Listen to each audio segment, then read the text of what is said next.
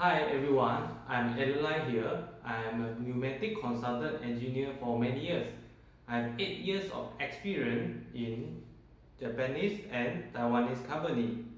My channel will be talk about pneumatic and automation because I understand many people who need this knowledge for their work, study or even design.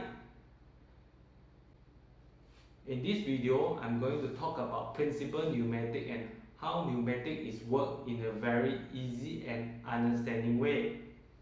Pneumatic is very widely used in industry because that pneumatic is the key process for all the production factory that we can't run away from it no matter you are in glove, mask, automotive or even food that you need to eat every day. Okay, back to our topic. Oh yeah, for those who already know the principle of pneumatic and understand what is the principle of pneumatic, you can skip and to my following video for to understand what is preparation unit, valve and cylinder. Alright, what is pneumatic? Pneumatic is powered by compressor A to run what you see on the table like valve and cylinder. You can understand as pneumatic is turning compressor A into motion. Yeah.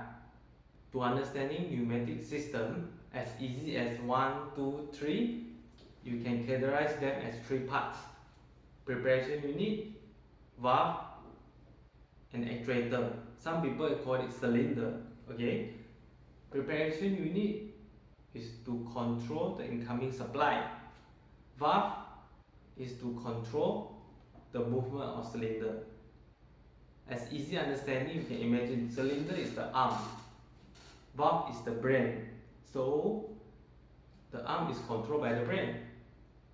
There will be the following video to explain about in detail for preparation unit, valve and cylinder for you. So if you like my video, please give me a like and subscribe my channel. Thank you.